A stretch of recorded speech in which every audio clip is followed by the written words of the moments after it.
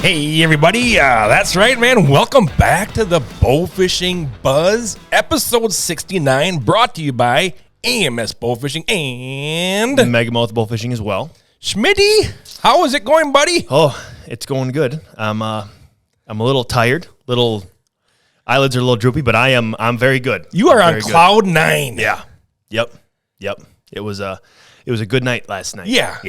I woke up this morning at 5 o'clock, and of course I'm checking my phone for trail cam pictures, and I see I had a snap. I'm like, why would I get a snap at 5 o'clock in the morning? So I opened it up, and it was from last night at like 11:30. Yeah, 11:30. I was in bed sleeping, and it was a snap from Schmidty, and I knew right away. What it was because you left work a little early yesterday to get out in the woods. Yep. Which our season only started last week. It started last Saturday. Yeah, Saturday. It's today yesterday was the third day of season. Right. Yeah. Right. Yep. And you went out and boom, Schmidty. Yeah. You hammered the slobber. Yeah. I appreciate that. That's awesome. It was a fun sit. I've never shot a deer this early in my life. Yeah. And I don't typically hunt unless I've got a bead on one. Right. Doing things right. that normally mature deer aren't doing. Mm-hmm. Walking in yesterday, like you said, I left early. Yep. I left even earlier than normal just because I don't know about you, but the first time in for bow season is just an absolute cluster. Yeah. Like you got to remember all your stuff. It's not quite as smooth as it is when you're going in for your 12th time. Mm-hmm. But I was walking in yesterday, and I will say I had a bead on a deer. I scouted a spot on opening night. And right at last light, a deer came out that I was intrigued by what his frame looked like. Yeah. So I was like, I might have to jump in there. This deer's doing things that he shouldn't be doing. A 4.5, 5.5-year-old deer is showing up in daylight, borderline daylight on September, whatever opening day was, right. 15th or 16th. So I jumped in last night, dripping sweat when I got to the blind. I'm sitting there thinking, this is ridiculous. Yeah. Long story short, he came out probably 6:45. Ours were 7:22 last night. 140 yards away from me. I'm like, well, I mean, I saw him, but this isn't going to do anything for me. You're just going to watch him. Exactly. Then I'm going to have to try to sneak out of here. Yeah. And on a dime, he decided to just march straight towards the blind. And wow. I put a good shot on him, not a great shot. Mm-hmm. It was not a great shot. I hit him too far back. And I actually, when we gutted him last night, I ended up getting him, but I clipped rear long liver and a little bit of guts is what I clipped. Sure. So we watched him bed down actually out in a standing bean field. And just the whole night took forever because I wanted to give him enough time. I snuck out of there, and I wouldn't have needed to give him the amount of time that we gave him, but I gave him 4 hours just to make sure I didn't want his meat to spoil. That's smart, man. And we jumped back in there, and he was 15 yards from where I found him last. So he, old Handlebars is in the freezer right now. That's a 21 inside. 21 and a half spread inside, 23 outside. So, and it was a deer that I saw 5 or 6 times last year. I think he was a 3-year-old last year. I think he was 4 this year. And I just, I gave him the pass last year, and here he is this year as a nice, big, wide, mature buck. So, mainframe 10. Mainframe 10-point deer. Yep, good browse on him too. It's been crazy. It's been crazy. Are we going to be able to show a picture of that on our AMS YouTube channel? I'm going to have to think about that one for a while. I'm going to have to think about that one. Because they're going to be wanting to see that nice buck. He's a dandy. I know. But that was fun. I've never tried to do that early. Just a little side note about this, Matt. Last year, when I was working that food plot, okay, this is a squirrel moment for everyone listening. During the summer? Or what? Yeah, summertime, July maybe, June when I'm working dirt to get the plots ready. This is last year. I was working that food plot, and I found a horseshoe. I found an old metal horseshoe. Oh. Okay? Yeah. I worked it up with the four-wheeler. I'm like, sure. Oh, my God, that's a horseshoe.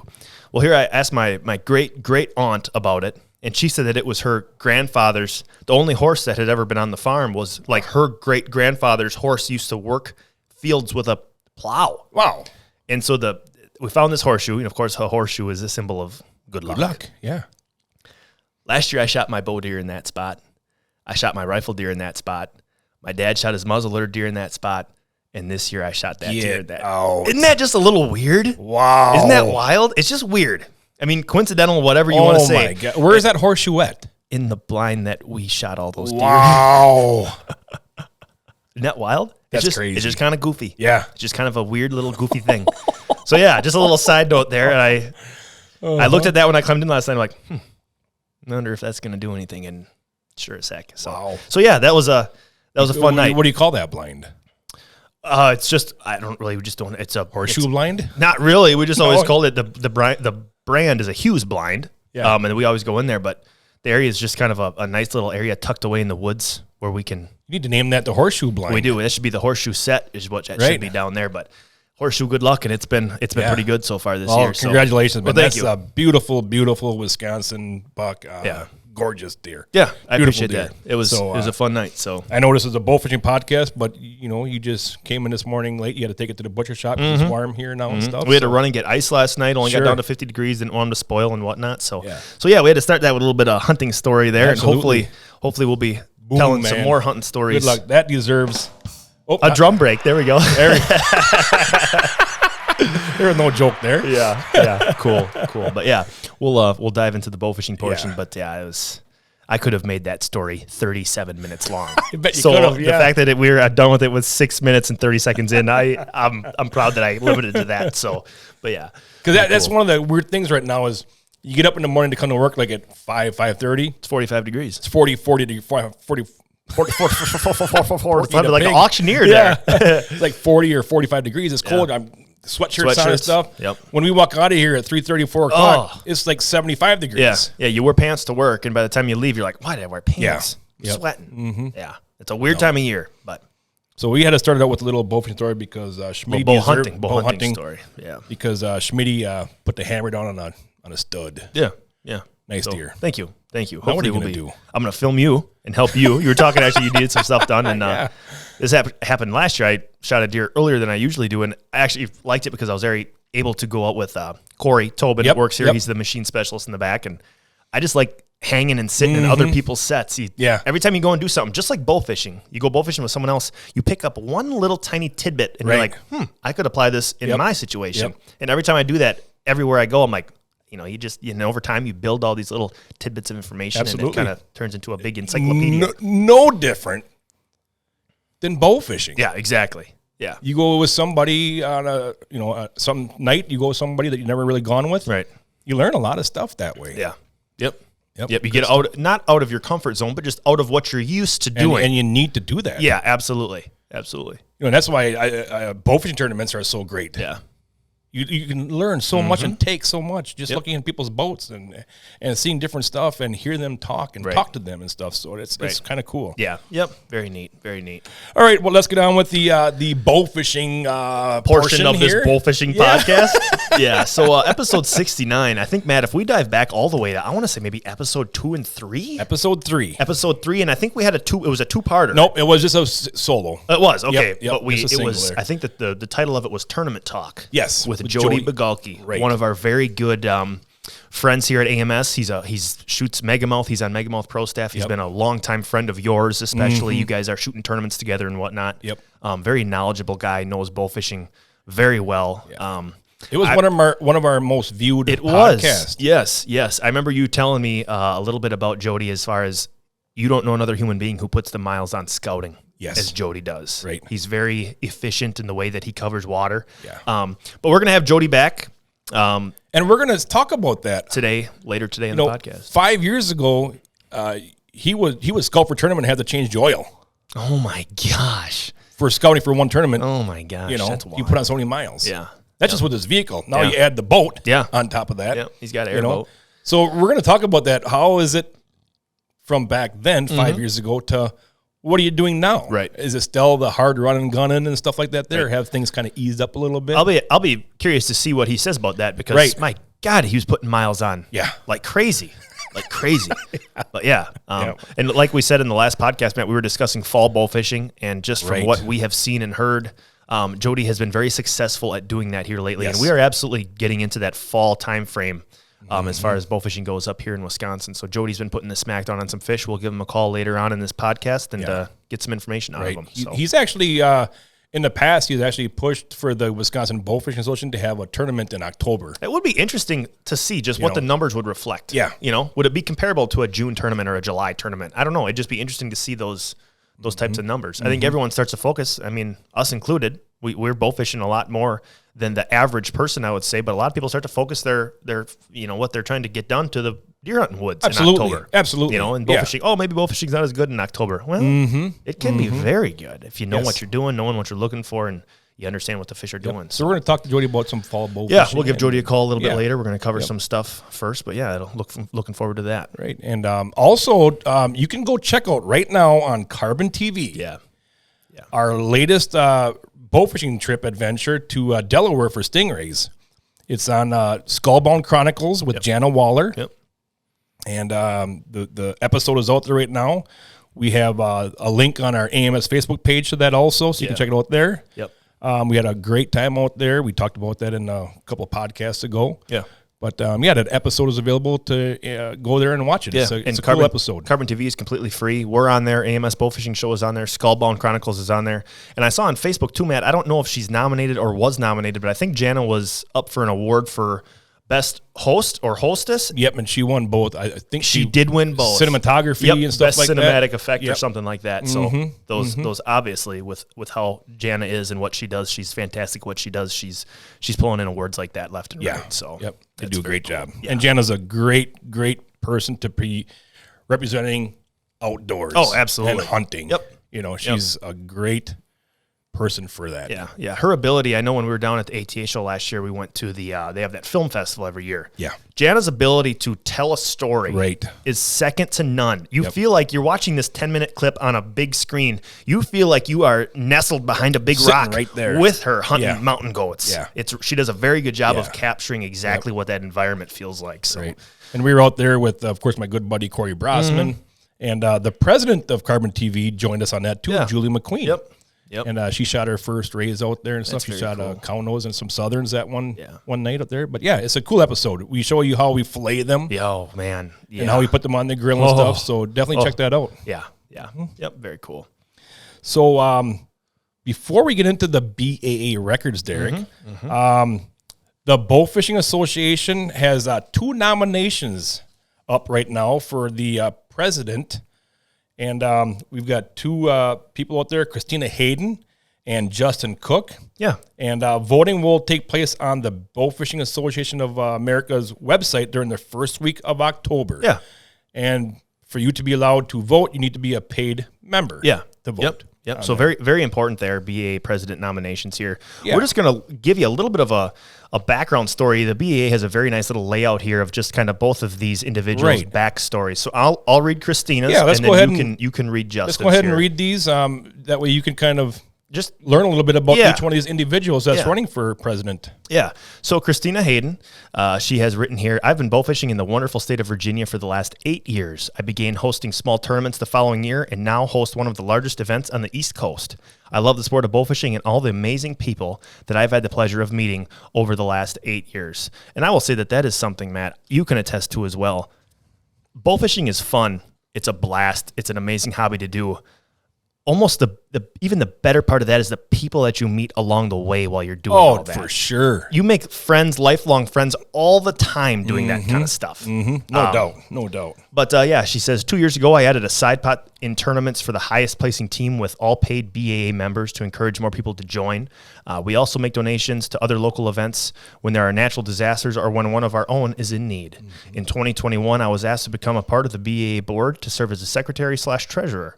In that position, I have been in charge of all of the financials, having regular communication with other officers, handle all incoming emails, helping assist the world champions host, keeping up with memberships, and helping promote the sport of bowfishing. That's a lot of work for people that don't know everything that we just listed there. That is a ton of time of hers that she has dedicated to the BAA. Absolutely.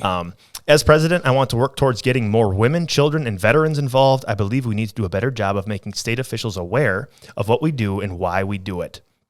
Being able to shine a positive light on the sport is always important. I would like to see an increase in paid membership and offering new items in the BAA store. I believe that I am ready to move into the president position, spending the last few years working with some of the best in the sport. I hope you will consider me when voting. Very nice write-up by Christina. Yes, very nice. Very well written there. Very cool. So the candidate that is also running for president is Justin Cook here. And he goes, hello, my name is Justin Cook. I am from Madisonville, Kentucky. I've been bow fishing rate at 10 years now. I started tournament fishing in 2017. I just became the state representative for Kentucky this year. After becoming the state representative, I went straight to hosting local tournaments, helping create Kentucky Bow Fishing Association, and getting more people involved in a competitive bow fishing, along with successfully bringing worlds to our home state in 2024. And I know Justin and his crew are going to be hosting the 2024 Worlds right down in Kentucky. As president, I commit to building a more unified, transparent, and communicable office where we will continue to grow to the presence of the BAA across the nation. We will maintain the stance to protect the rights of bow fishing across the nation while partnering with local and national entities to help grow the sport. Introducing new people to the sport, especially youth, is something I strive to do. Thank you for nominating me as your BAA president. Very nice. So we've got two great candidates. Let's give Justin a little cheer there as well. Both great write-ups there. Because stepping up into that role takes a lot of your own personal time. Yep. You know, and we've got two great candidates that are willing to step up and do that. Yeah. So hats off to Christina and Justin. We wish them both the best of luck for their bid for becoming the president of the BAA. Absolutely. They both will do a great job. If you're a member of the BAA, go vote or become a member and go vote, and we'll continue to progress forward here as a bow fishing community. So. And the voting will start the first week of October. First week of October on the BAA website. Absolutely. So, all right, Matt, should we bounce into some of these records here? Yeah, we got some BAA records. How about William Burris on his BAA Youth and Maryland State record, bluefish. Weighing 7 pounds. Nice. That's a big bluefish. I don't even know if I can. What does a bluefish look like? First off, question: is it red?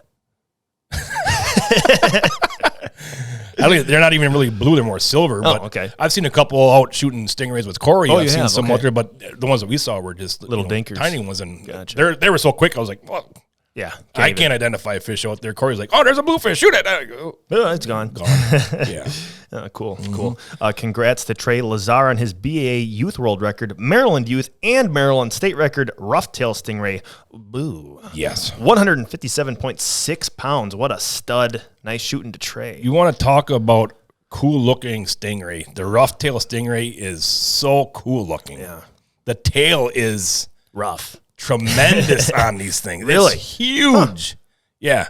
The picture you'll see if you watch the YouTube version of this here, the tail actually, they had to bend it down to the ground and then back up all the way across the top of the body. Oh my gosh, really? Yeah. I bet you the end of it is, it's like a baseball bat. Oh my gosh. Wow. That's impressive. They're cool looking stingrays. Yeah, very cool. In fact, I messaged Corey after I saw that picture and I says, we need to go shoot one of these. Yeah, exactly. Yeah, that's cool. That sounds like a very, very unique stingray there. Then we've got Haley Briggs on his BAA Youth and Idaho State record, butterfly carp. Oh, nice. 19.8 pounds. Those are really cool. Yeah, those are neat looking as well. Congrats to Jackson Chester on his BAA Youth Indiana State record, spotted gar, 6.6 pounds. Nice shooting, Jackson. How about this? No way. How about this? We have... Is that real? James Bond. Okay. On his BAA Georgia State record grass carp, weighing 67 pounds. Good Lord. James Bond. James Bond. That's How does insane. that background music go? I can't remember how it. Or no, maybe that's not it. I think that's Mission Impossible. Oh, okay. All right. I don't know. James Bond. Wow. That's amazing. That's amazing. And, alligator season is upon us, Schmidty. Absolutely. Full swing right now. Absolutely. So if you need anything, we've got you covered. Everything you'd need. Everything you'd need. We got a full line of big game gear. Absolutely. You got the big game points, the big game arrows, the big game reels, the floats, extra line. Yep. We've got you covered. Yep. Yep. I've just seen, on social media here, there was a 13-footer that weighed 920 pounds in Florida. There was a 14-footer that weighed 802 pounds out of Mississippi. There were some big gators, and I've seen a bunch of really nice 10, 11-footers. 920 pounds? Yeah, that was a tank. Oh, my gosh. And I don't think they shot that one. I saw a picture where they actually snagged it. And oh, okay. Yep. Gotcha. My goodness gracious. But then we also have Corey Brosman's daughter, Cameron Brosman, was down in Florida, and she shot a dandy gator as well. Cool. That's very cool. Very cool. Yeah. So those are all the records there. Matt, we've been talking about fall bow fishing for a while. Yes. And last week, we've kind of had something in the process here, I guess, over the last month or so that we've been wanting to get out and take some pictures of product. Take some pictures of product and just do all kinds of other things out on the water before the leaves change and whatnot, get catalog pictures, sell sheets, product videos, all the typical stuff that people who watch our videos don't think about. You know, we're constantly, you shoot a fish, it's not throw it in the barrel and move on to the next one. Yeah, each fish is a half-hour process of taking pictures, doing a video with it, which is, we like doing it and everything, but it's just, it takes a lot more time. Yep. So we went down to the Mississippi River last week. Yeah. Tuesday night. You just want to give a little recap of how that went, Matt? What a beautiful setting. I just love it down there. You can't beat the scenery on the river. No. It's amazing. No, it just was gorgeous. Yeah. And I remember pulling into the boat landing there. The sun was getting close to setting behind the ridges down there, and the water was just flat calm. Yeah. It was just gorgeous. Yep. What a nice setting. And to finally, that's the first time we had the boat out with the new boat wrap. We had all kinds of new stuff on the boat. So we had the new boat wrap. Yes. We had the new efficiency lights. Which, oh my God, awesome. Yep. Just awesome. Yep. And we set up a new Garmin. Yes. Yep. GPS. We got the 106 SV with the transducer mounted up on there. So that was our really first time helped. with that. Yep. We've been running an older Hummingbird for several years, which worked great. But you said last time we wrote, you're kind of like, really, Matt? What are you doing? Yeah. Yeah. Well, okay. Just for a side note, we're out in the boat and we'll be putting along. Not going real fast, but going fast enough that you got to watch where you're going. And I'll be sitting on the catwalk and be like, oh, and I'll look over and then there's a stump 6 inches under the water going past us. I'll be like, what the? And I'll be like, Matt, how much water are we in? He's like, I don't know. I'm like, oh my gosh. Okay. All right. So yeah, that was long overdue. We finally got a unit now that can efficiently that thing is navigate really nice. us. That thing is really nice. Yeah. Yeah.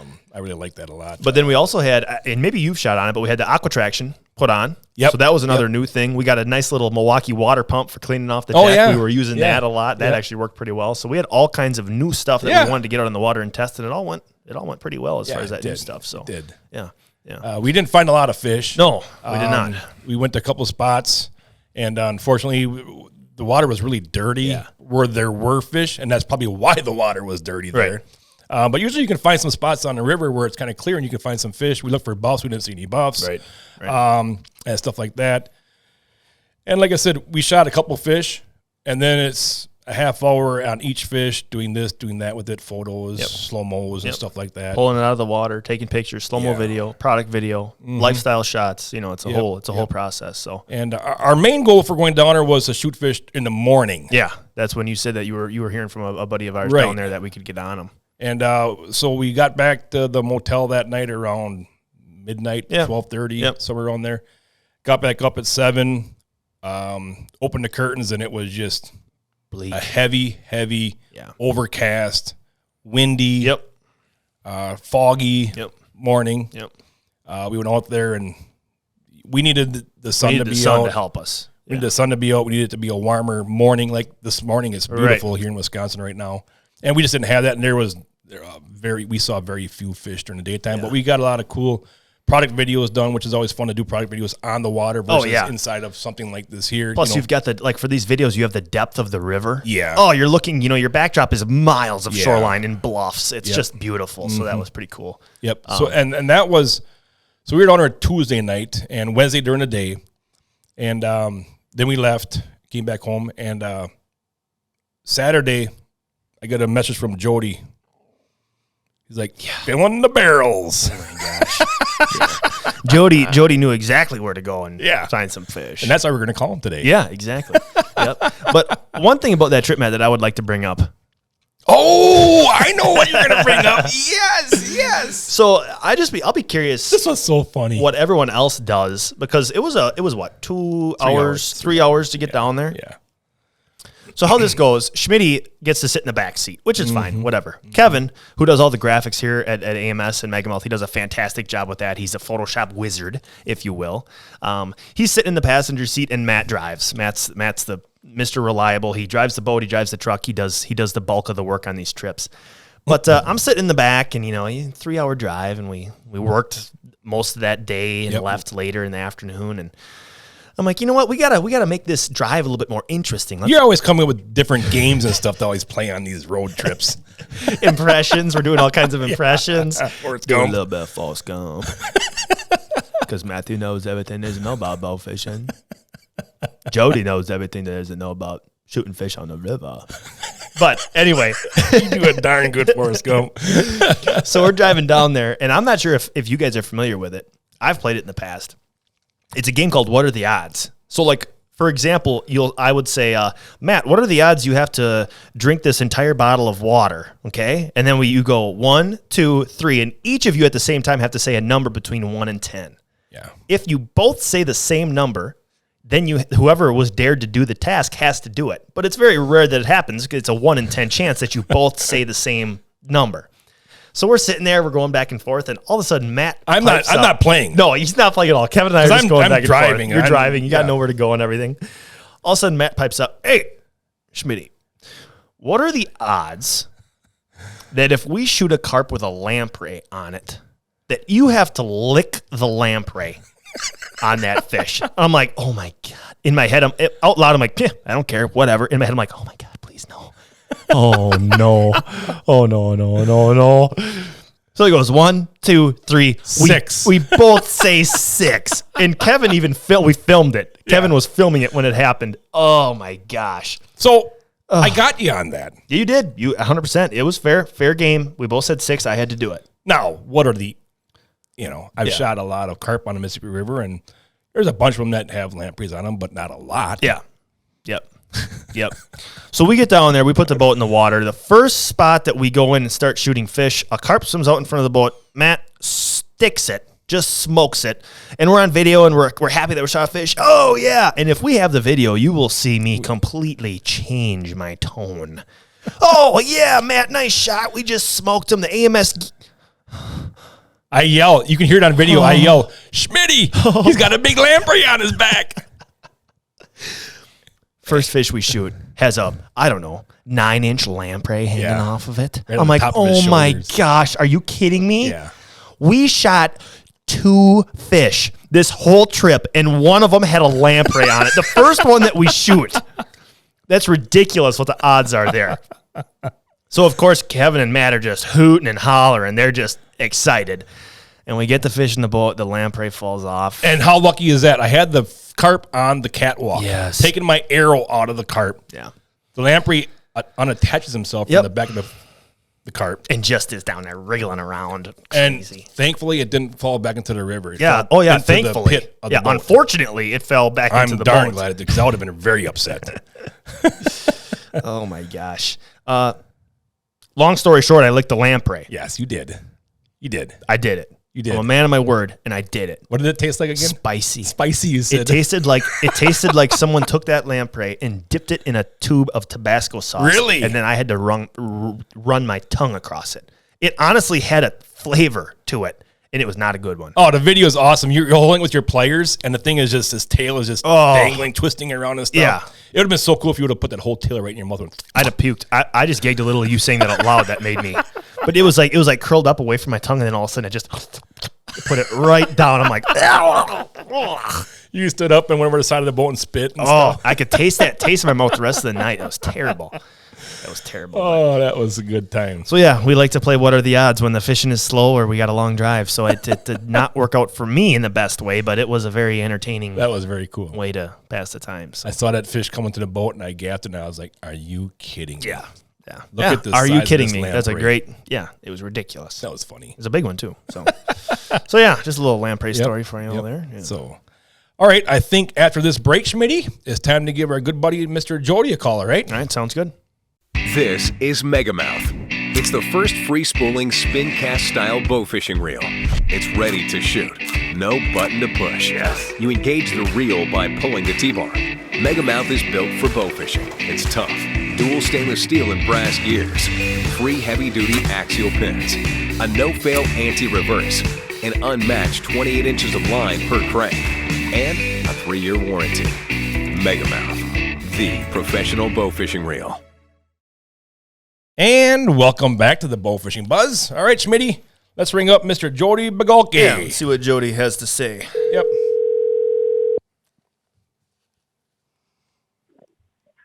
Hello. Hey, Jody, this is Matthew and Derek with the Bowfishing Buzz. How are you doing today? Living the dream. Good deal. Good deal. Good deal. That's awesome. Are you down on the river? Or are you back home in New Lisbon? I'm back to reality. Are you? Okay. Sitting in the tractor right now. Yep. Gotcha. Mm-hmm. So, Jody, what you been doing these days? What you been doing to fill these days? Out on the water, out in the woods? What you been up to? Well, I've been out in the woods and on the water for the last probably 2.5 weeks. Oh, heck yeah. That's a good thing. My brother and I had an elk hunting trip planned, so we headed out to Colorado on the 1st of September, and that kind of didn't turn out as planned. Our area had, unbeknownst to us, the elk herd had a pretty rough winter, and so there wasn't much going on, and it's kind of our fault. We've hunted that same area forever, and so we didn't do any research other than we've been applying for tags for 6 years. Wow. Good Lord. Yeah, kind of, we talked to the DNR after the fact, and they were like, well, we knew there was some problems, but we didn't know to what extent, and they were pretty, they were good about getting back to our emails and stuff, but that doesn't do a 61-year-old man any good that took 6 years to get his tag, and then right. you burn it in a bad zone. But that's too bad. anyway, we came home early, and I ended up spending the rest of the vacation on the Mississippi. So there you go. It ended up being a really good time off. So instead of elk back straps, you had perch and bluegill back straps. I did indeed. I had, in fact, I say I caught my limit because, of course, Matt, you know where my cabin is. If I go south from my cabin, the limit's 25. If I go north, it's 15. But 15 is all I ever keep. That's more than a guy needs to clean. So Yep. Gotcha. And if one of my favorite tournaments of the year is the late Mississippi River shoot. We go down there and stay at Jody's cabin right along the Mississippi River. We go out during the daytime and catch perch and bluegill. Oh my gosh! We bring them back. He cooks them over to the fire in the backyard. Open fire. Can't beat that. With a big cast iron kettle, and we deep fry up them perch and bluegills. And oh man, you can't beat it. No. Wow, that sounds amazing. No. Yeah, that's one of my favorite tournaments of the year. Is so that you one. catch fish during the day and go shoot fish at night? Yeah. Oh my gosh! Yeah. What a weekend! It's always a good time. The weather this time of year is nice because it cools down in the evening. Yeah. Yep. Yeah. Mm-hmm. Very nice. So, Jody, you were on our podcast, our third ever Bowfishing Buzz podcast, and it was one of our most popular podcasts out there, one of the most listened to out there. And, I think it'd be kind of fun to talk about what we talked about then versus now. And we brought it up a little bit in the beginning of this podcast here. Because you've got a lot of knowledge in bow fishing. You've been doing it for a lot of years, and you put in a lot of time to learn a lot of stuff out there, Jody. But I've always wanted to ask you, what do you like better, bow fishing on lakes, rivers, flowages, or marshes? Well, I think it's pretty obvious that I tend to gravitate towards the river. Yep, that's what I thought. Yep. I don't know what it is about. I think part of it's because I grew up on Castle Rock and Petenwell Lake that I can remember when them lakes were amazing wildlife factories, and you could have just really nice experiences out there. And of course, because things change, Castle Rock Lake, especially Castle Rock Lake, isn't that way anymore. It's completely developed, and you can't really fish it. I mean, bow fishing's fine at night, other than obviously you gotta be careful where you go and things like that. Petenwell's not quite as bad as far as development, but it's just not the same as it used to be. Castle Rock and Petenwell can both be hard to find fish, Yep. other than them few weeks when the buffs are hot and the commons are spawning. Yeah, right. But the rivers, it seems like any river you go to, you can find fish, even under extreme conditions, whether the water's really high or really low, you can always seem to be able to find targets. So right. I would say definitely rivers. Now I remember years ago, Jody, when you started bow fishing, you had an outboard. Yeah. Then you switched it over to a fan. Then you switched that over to an airboat. Has that made a big difference as far as the river goes from you getting from point A to B also? Yeah. Well, of course, the huge advantage to the airboat is scouting. You can cover so much territory so fast that it definitely makes a difference. Even the fan boat, I'll tell you though, what you're seeing more and more of is them mud motor rigs, and them boys can get around too. Absolutely. Yep. The only thing I will say, and nothing against them, but obviously the mud motor rigs are a little harder on the environment than the airboat is. The only real disadvantage to the airboat is noise pollution, Right. On pad, they're noisy. But in contrary, as you know, you've fished off my boat several times, while you're actually fishing, it's super quiet. Oh, no doubt about that. It's way quieter than the fan boat. It's not as quiet as a trolling motor boat or maybe a kicker rig that's got a 4-stroke, but it's quieter, than any other rig as far as fishing. No doubt. No doubt. Yeah. And for a lot of you that don't know about the Mississippi River up here, you have your channel that the barges go up and down on. All right. Once you get out of that channel, like Jody, it's shallow, weedy, stumpy. You gotta know where you're going. Tons of tons of rock walls for current flows, directing current to different areas.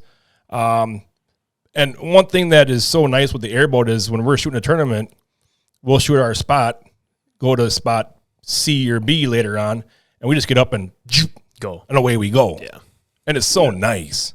It's just so nice.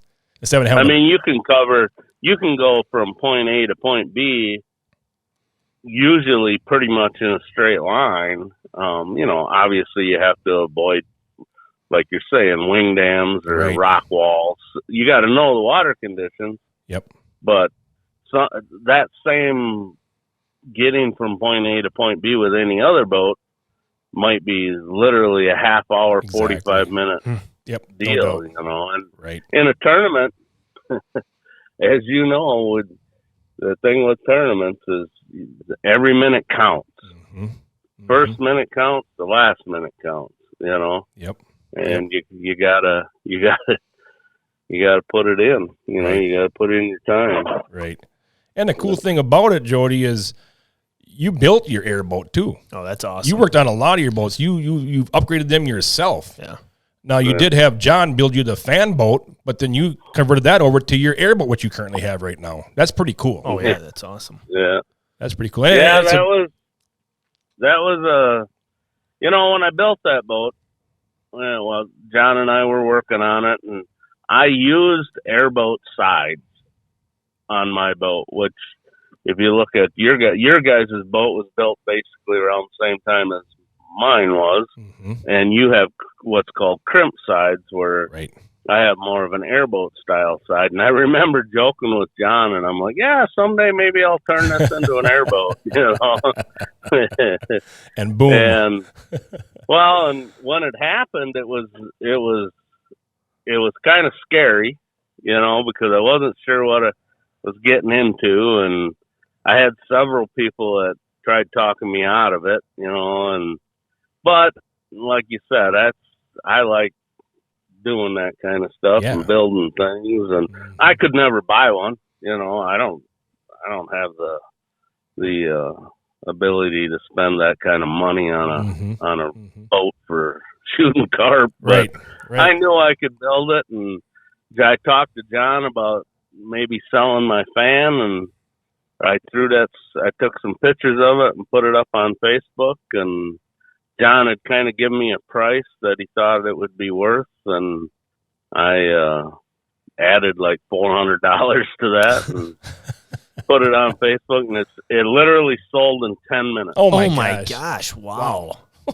Yeah. Good and Lord. So then now things got real fast. You're right. It's like, oh boy. And I'll tell you, of course, Matt knows I get kind of emotional anyway sometimes, but that first cut, that was hard. Was it to make really? that. Yeah. Yeah, because, I had a lot of memories in that boat. Absolutely. Mm-hmm. And it's the same boat. I mean, other than the means of power, but yeah, I cut that. I literally cut the whole rear deck. Of course, that had electric steer just like the AMS boat. And I ripped that whole section out of the boat, and the guy came and picked it up. In fact, I just seen that boat at a tournament here a month or so ago, and he was able to just cut it to fit, and he welded that back deck right into his boat. Sure. And Oh, wow. in fact, he has now sold that boat. He sold it the day after the last tournament that I saw him at. But yeah, that's still out there. That one's going, and we bought a couple of LS60s, and that was the only real struggle I had when I built that boat, was the two motors that were supposedly built motors. Neither one of them turned out to be exactly what they were said to be, and one of them actually completely grenaded on me, and the other one I had a lifter and a cam go out of it, and me and a couple buddies took that motor apart and rebuilt. That actually happened the week before AMS 2 years ago. Yep. I had a motor go bad. The cam went out of that motor. I took that motor out, put the other motor in. That motor blew up. I took that one back out and rebuilt the other one, put that one in, and knock on wood, that one's been going good ever since. Yep. The boat fish is great. It's got a lot of torque to get up on the water when you got four guys in there, and 1,000 pounds of fish. I mean, it's not, that thing's a tank compared to most boats. That thing's 22 foot long. It's 8 foot wide. It's heavy. It's got 7 foot deck. Right. Versus, and I did that back in the day with the kids. I wanted a longer deck, a little safer for the kids. So yeah, it's a heavy boat. Yeah. But as you know, we put some weight in it. Yeah. Yeah. Yes, we do. Yep. Yes, we do. So let me ask you this, Jody. When you're ripping around on the river on this awesome airboat that you built yourself, what is your favorite species to target while you're out bow fishing? I'm partial to common carp. I just like big, fat common carp.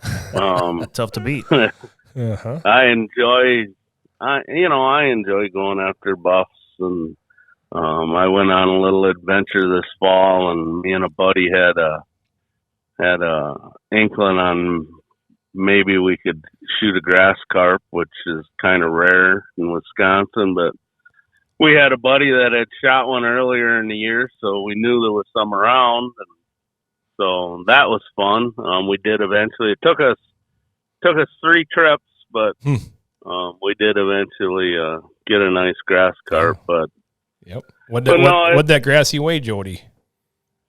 It was we didn't get an official weight on it, but it was bouncing between like 42 and 45 pounds. Oh, yeah. It was good. Darn good grassy for Wisconsin. Darn good grassy. Yeah. Wow. Yep. Yeah.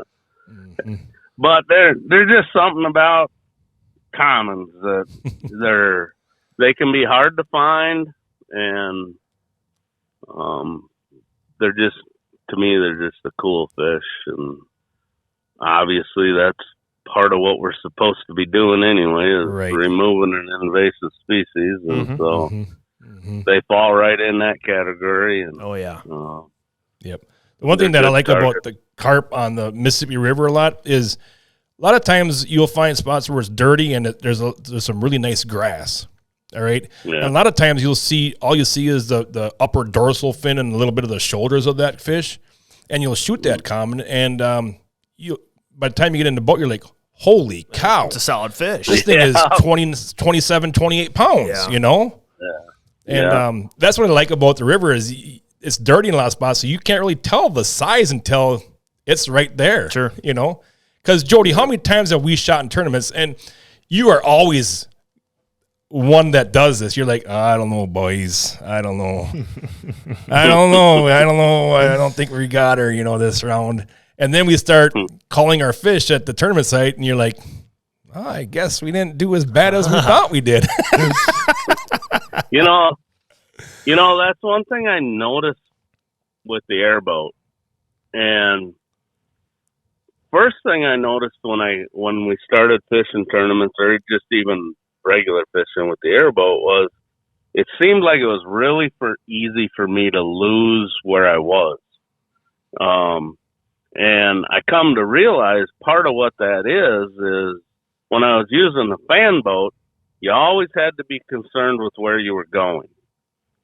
Right. Especially on the river. Because how on the river you can be going up a cut and all of a sudden you got to backtrack 2 miles to get out of there because you weren't paying attention. And you would never want to put yourself in that situation at a tournament, because almost never coming out of a cut do you shoot the fish like you do going in. Right. But with the airboat, you don't worry about that as much. So I have a tendency not to look at the horizon as much. And the same thing with the fish.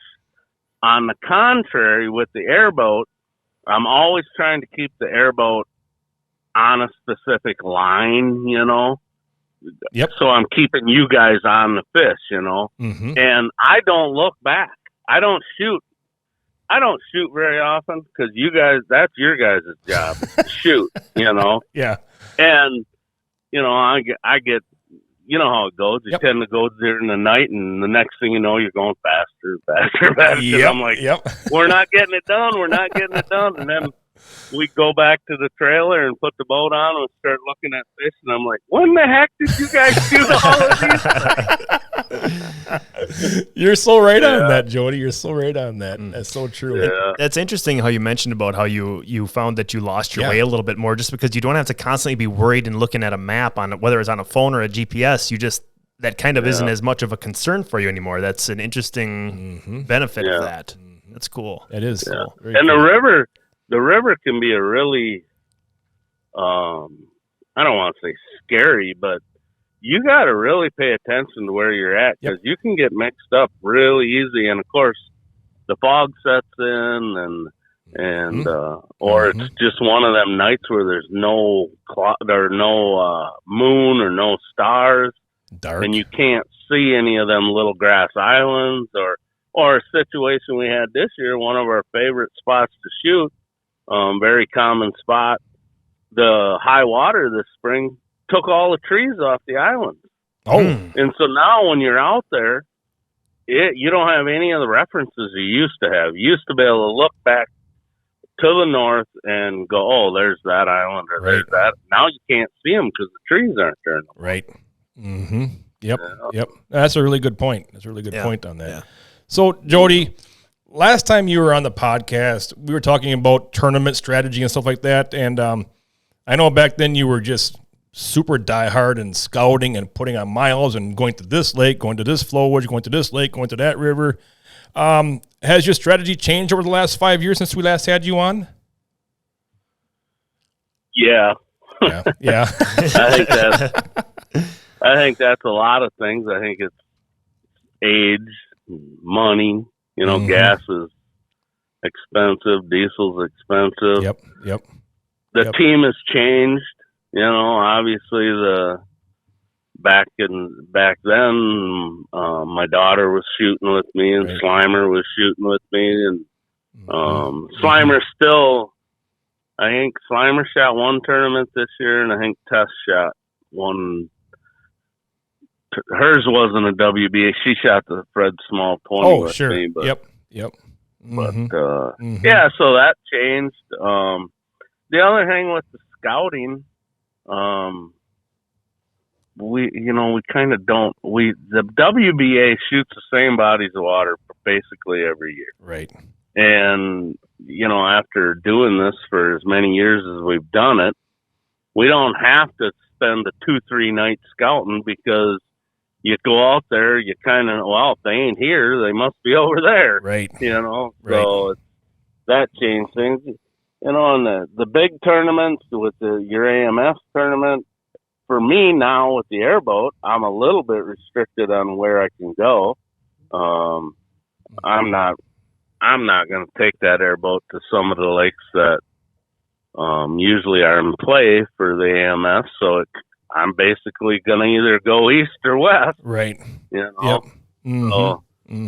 So, yep. So that part has changed. Obviously, the airboat, that changed things, and right. And my age. Yeah. And I think the biggest thing is, you hit it before, Jody, is like here in Wisconsin, it's different if you're going out of state to shoot in like the world's unfamiliar water, in a different body of water that you've never been to, or the Bass Pro US Open. But like you said, Jody, here in Wisconsin, and we talked about this a lot, we don't need to go out and scout 3 nights or 4 nights in a row. No. You have a little backlog of where you do well at. Yeah. Years worth of information stored away. Yeah. Right. Absolutely. So I think that plays a huge part in it. Like this year for the WBA tournament on the river, Jody, we went out at 11:30 at night. To do some scouting. And all we did was go to where we figured they would be. Yeah. Right. We didn't spend any time looking. No. We went Thursday night and looked to see if some fish were in areas that we expected them to be in. We knew if there was fish there, there would probably be fish in a couple other spots. And then Friday night we went kind of more or less to see, okay, let's go see what's over here, kind of make us either feel better or worse about what we saw the night before. Right. Yep. Yeah, shit, I don't think we spent 2 hours on the water either night. No. And Friday night was more of a boat ride really than anything, Yeah. We just covered ground super quick. Yep. And the night before, obviously, that was fun because you got to shoot that silver. Yeah. That's cool. That was a good time. Yeah. That was a good time. Yeah. And I hate to tell you this, but I was going to beat that the other night. Oh, really? Yeah. I told my buddy Lee, I says, I hate to tell you this, but that fish that just hit me in the knee and went between my legs and slid across the deck, and it luckily made its way out the side of the boat. Lucky for the fish, lucky for Matt, it made it out the side of the boat. Because I told Lee, I says, I hate to tell you this, but if that fish would have landed in the boat, I'd have shot it just so I could keep that. Oh man! Oh, that's so it was a big tanker. That was a pretty cool thing. We were in a spot actually shooting some buffs, and all of a sudden here come this what we thought was a big buff swimming right straight at the boat, and it was weird because it was tail low in the water, head was high, and its mouth was going open and closed, coming right at us, not fast, but it was, of course, we were going forward, it was coming at us. And just as I got ready to release that arrow, that fish accelerated and hit me right in the knee. Oh, wow. And I mean, it went right from being a foot under the water. Now I'm on an airboat. I was on his airboat. That's, standing up on the light rail or up on the deck. That's 5, 6 feet. Wow. So it went from being a foot underwater to 5, 6 feet in the air instantly. Good Lord. It's just crazy how fast it accelerates. That's some propulsion right there. Good Lord. Yeah. I'm even glad that fish didn't get a little knocked silly and kind of like half swim away, half dizzy and stuff for you to get an arrow into him. I'm glad you took back off. We actually saw 2 or 3, but we couldn't get one. Wow. Yeah. Cool. So, Jody, since the last time that you were on the podcast, you were on the WBA board, Wisconsin Bowfishing Association board, and now you're on the BAA board, the Bowfishing Association of America board. What made you want to do that? Well, I didn't know I wanted to do it. Back, I guess it's 3 years ago, 3.5, almost 4 years ago now, something like that. I was asked if I would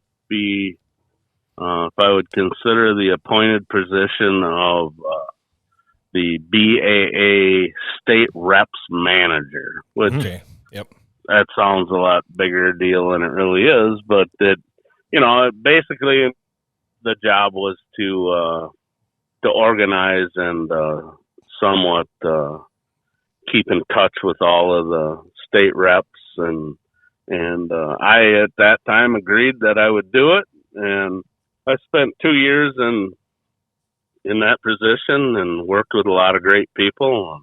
Cool. And there's so much goes on with the BAA that a lot of people don't know about. The BAA has been a little bit handcuffed over the last few years because of some legal situations, but there is so much going on in this country, and people proposing rules against bowfishing. Right.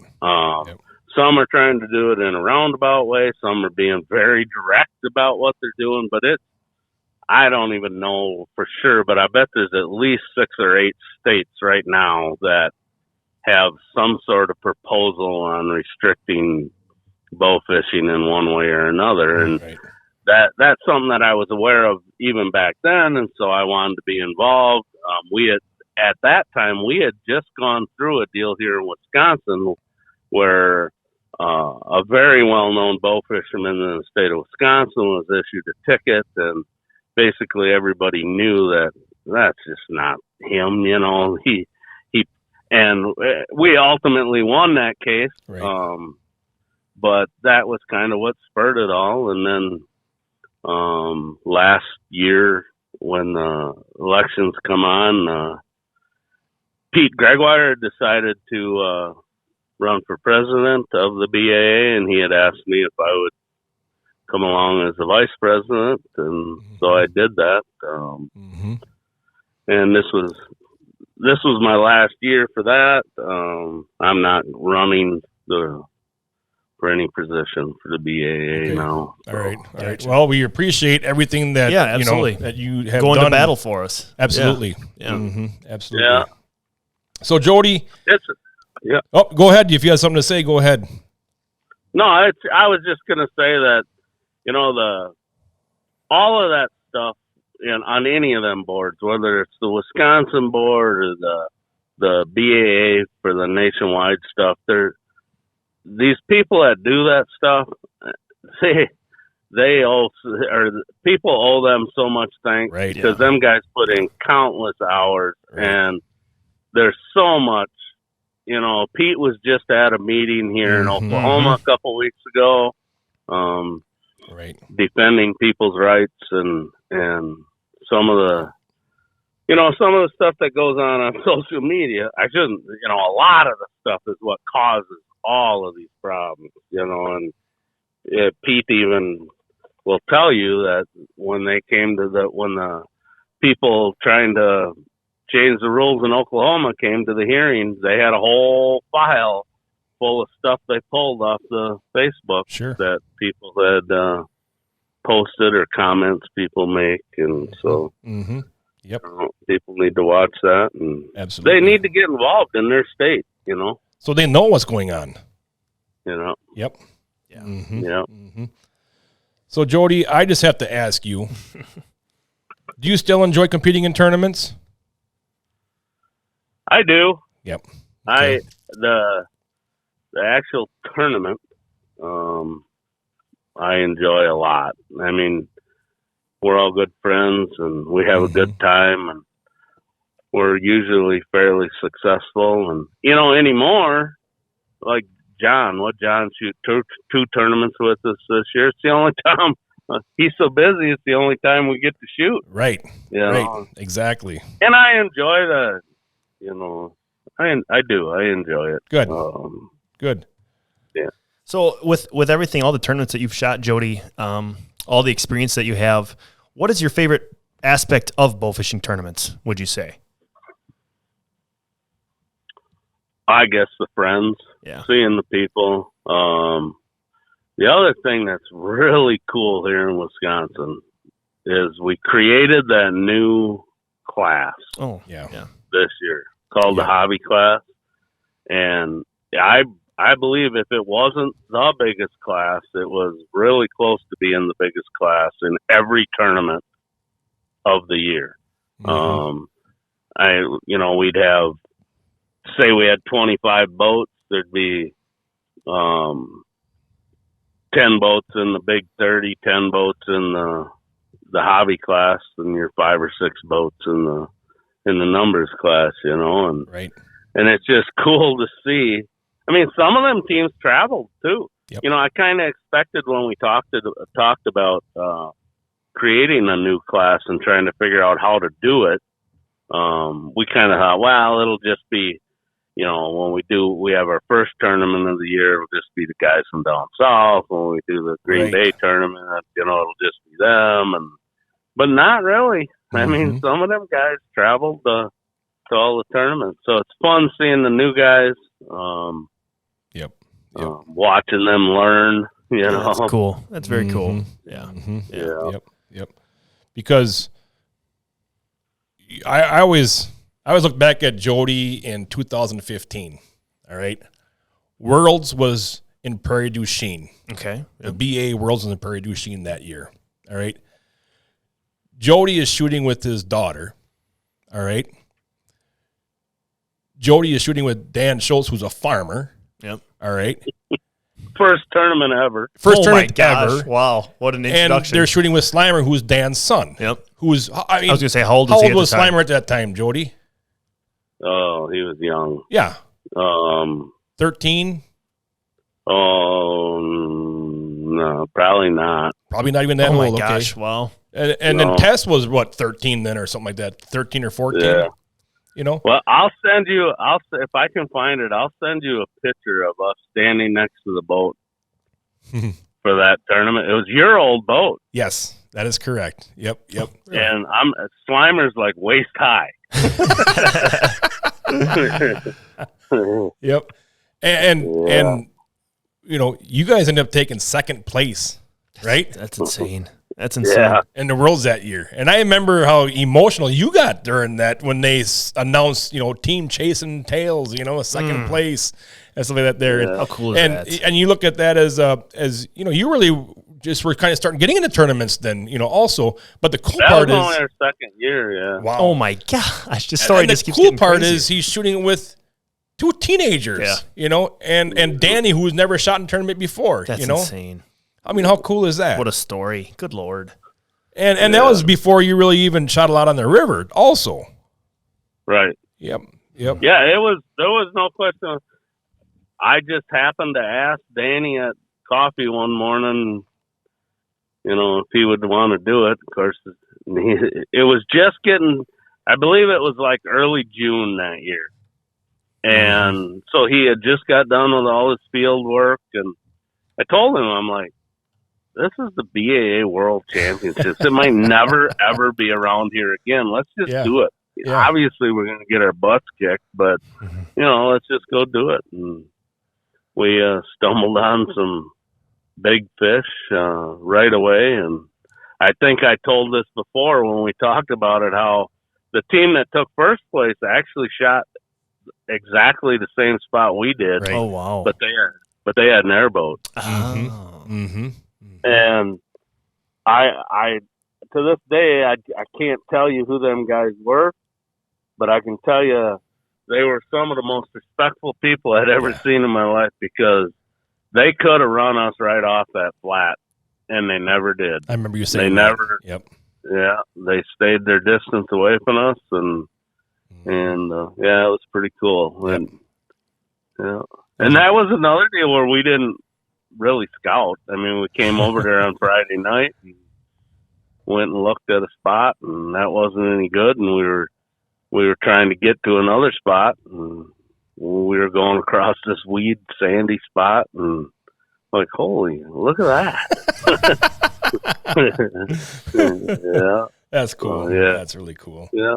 That was a neat story back, Yeah. after that, Yeah. being down there and seeing that whole thing take place. It was really cool. So, Jody, fall bow fishing. I know that in the past you have said, hey, maybe we need to have a fall WBA shoot here in Wisconsin. Interesting concept. Yep.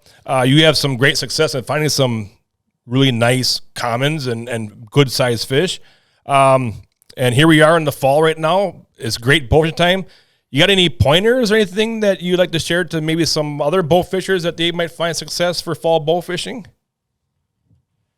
Well, I think on the rivers, what people who don't go out this time of year, if they did come over to especially the Mississippi, but I think it would apply to any river, what you're going to notice is how the weeds have all started to die down, and there's a lot more shootable area than there was even 3 weeks ago, and the other thing is the water tends to clear up right this time of year. And, to me, you got to find them current breaks, and that's, you got to find where it's kind of right on the edge of the current, which on the Mississippi, if you're on the edge of the current, it's going to be dirty.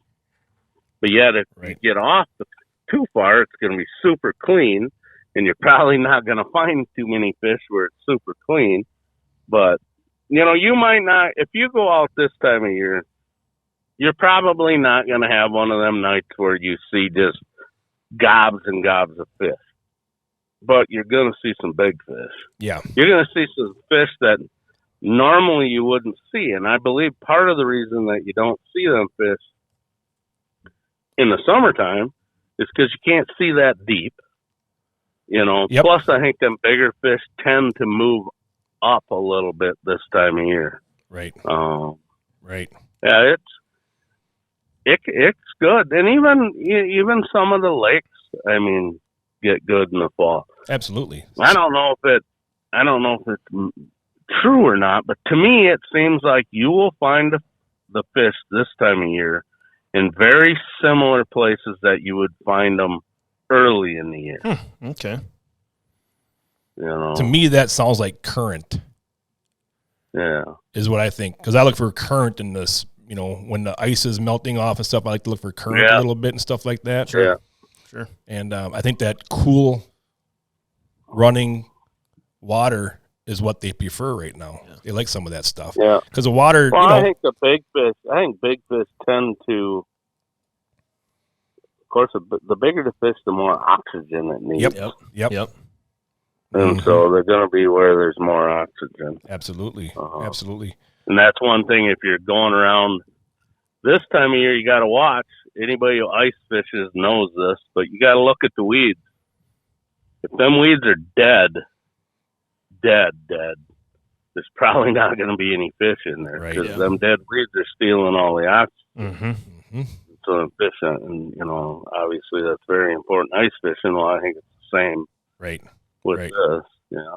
I remember we actually ran into Jody on our way back from the Mississippi River Wednesday last week, at the boat landing there, and you were out fishing, and you said that you were out with Lee a couple nights before that, and you filled up all your barrels, and then you called up Lee and said, "Well, how many fish did we end up with?" So you filled up all the barrels, and what was Lee's response back to you? Well, we filled 4 brute barrels that night, and we shot 13 fish. Oh, my gosh. Look at the size of those fish. 13 fish filled up 4 brute barrels. That's insane. Yeah. That's insane. There's some good fish. My elbow hurt. We were actually fishing a couple weeks ago, and we had Mitchell Full was with us. Oh, yep. And he shot a buff, And we weren't paying much attention, but he shot. He was standing on the light rail now, granted. He was standing on the light rail, Lee's boat. And that line went taut, and all I heard was, oh, as he was flying through the air. No kidding. And he landed, I'm not kidding you, he landed like 5 or 6 feet away from the boat. Oh, my God. And he couldn't touch bottom. Oh, boy. Jeez. At the time, you looked, the water was so clear that when you looked, it only looked like it was like 3 foot deep. So now he's holding the bow above his head. He's, trying to get back to the boat. And of course, an airboat don't stop. So we got to turn quick because we're going away from him. And he's like, here, grab my bow. I still got the fish. Oh, my Oh, my gosh. gosh. Wow. Yeah. So they got some power this time of year. Yes, the other they do. thing is this time of year, you got to make sure you're using good points with sharp tips. Yep. Because it is super hard to penetrate them big fish this time of year. Mm-hmm. Yeah. So did you get that fish back in the boat then? Did you actually end up getting that fish then I pulled him in? don't think we did get that one. I think that one got down in the eelgrass. Oh, yeah. Yep. They get down in that eelgrass and they make a big circle and Yes. it ties a knot and then they can swim off the arrow. Yep. But, They are good at doing that down on the river. Yeah. Oh, my gosh. yeah. And then when you do Yeah. get one in the boat, you're pulling like 50 pounds. Yeah. And the fish Yeah, weighs right. 27 Yeah. or 26 pounds. All this Yeah. grass comes in with it. It's just crazy. Just crazy. Yeah. Well, Jody, what do you say? Are we gonna go? Let's do some shooting Saturday night, huh? Let's hope so. Yes. Should be good. Yeah. Yep. Because me, Jody, John, and Lee are gonna go shoot the river Saturday night. Heck yeah. Get some tanks. Yeah. Yep. We That's got awesome. some warm weather here in Wisconsin, Yep. so Yep. we're gonna go out and shoot some fish. But Sounds like fun. absolutely, I'm gonna Jody. be down there. I'll probably be down there Friday, so if you want to come do some perch or bluegill fishing, if you can talk John boy. into that. You know how hard it is to get him to take a day off. I know, that's true. That's true, but he might have to drive down himself. I might have to do some perch fishing. Oh, man. Yeah, Matt's face just lit up here. He's all excited now. Yeah. If you're going to do that, make sure you get a hold of me because I don't think I'm taking my boat down. So you might have to drag yours down. Okay, that sounds good. I'll let you know, Jody. But All righty. thank you very much, Yeah. Jody, for joining us here on the Bowfishing Buzz. Have a great rest of your week there, and we'll see you Saturday night, buddy. Thanks, Jody. All right. You bet. All right, bye-bye. Just a wealth of bowfishing tournament and bowfishing stories. Yeah, just right in there. general, just talking with Jody, and that's what I like about Jody so much. You know, he's just so laid back. Yep. Easy to get along with. He'll get along with anybody that comes up to talk to him at tournaments, and just a great all-around guy. Yep. I know just from knowing Jody, he's on the Megamouth Pro staff. He's shooting that Megamouth reel, cranking in those big fish with that Megamouth. Yeah. He does a great job pro staffing for us. We're proud to have him on the team, and he puts those Megamouths to use. Yes, he does. So it's pretty cool. And when the water turns to ice, yeah. I was ice fishing with him 3 years ago. Yep. I think I know where this is going. He put the Yes. Megamouth on his ice fishing reel. Yep. And On his ice fishing pole. I remember him reeling in a bluegill. Yeah. And with 28 inches of line per crank, little plug there, the reel's the fastest ever. Do you know how fast you can retrieve a little bluegill through not much water with the Megamouth? Oh, it was funny. Oh, my gosh. Yeah. He's a little Megamouth for ice fishing. Yeah, I remember seeing that video. That was pretty cool. That was really pretty cool. cool. But That was yeah, really cool. Yeah, appreciate Jody coming on with us. That's awesome. And also on a note here, we are starting the month of September. Oh, yes. So I'm things glad are you remember slowing that, down a little bit here, Schmidty. Yep. And now we're probably going to be going to one podcast a month, Yeah. through the fall and into winter and, Yeah. and right around March or something like that, we'll get back into doing 2 a month. Yeah. But yeah, so everybody out there for listening, just know that there's going to be one, starting now until bow fishing picks up Yeah. again. And another thing, too, just to go along with that, Matt, is we're getting into the time of year when we're not out shooting fish as much. Wisconsin, we're limited because we're froze up Right. 5 months of the year. Yep. If there's anything during this slower time frame, we try to pack from March till roughly right now, we try to pack as much current information of what we're doing and what other people are doing that we know into the podcast. But if there's a topic that anyone would want to know anything Right. more about during this off-season time frame, right now is the best time for us to be able to dive in and get some research on, if we have a topic from somebody that we'd like to discuss. So if you have any ideas whatsoever, feel free to reach out. Any questions, anything at all. Or if you want to be on. If you want to be on the Bowfishing Buzz absolutely. podcast. Just shoot us a message and we'll see if we can work something out. And any topics or anything you guys want to hear about, we are all ears. We want to provide you with what you want to hear. So. Absolutely. So, oh yeah, the old outro. Episode 69 is in the book, Schmidty. It's crazy. It's a lot of episodes, Matt. Yeah. It's a lot of episodes. And thank you all so much for, we've done a lot of traveling this year, and a lot of people come up to us and say, oh, Schmidty, I recognize your voice. Hey, guys, we enjoy listening to the podcast. Yep. So thank you guys so much for enjoying the Bowfishing Buzz podcast, brought to you by AMS Bowfishing and Megamouth Bowfishing as well. Don't forget to give us a like out there on your podcasting station because that means a lot to the network there for us. So don't forget, man, fall bowfishing. I'm going out Saturday night. Yeah. Schmidty locked up his buck for the year. Yep, that's you true. should come along and film. I probably should. I'm all booked out. I'm done for hunting. So, all right, man. So from all of us here at AMS Bowfishing and Megamouth Bowfishing, we wish you the best of luck. And remember, aim low, think big. Thanks for listening, guys.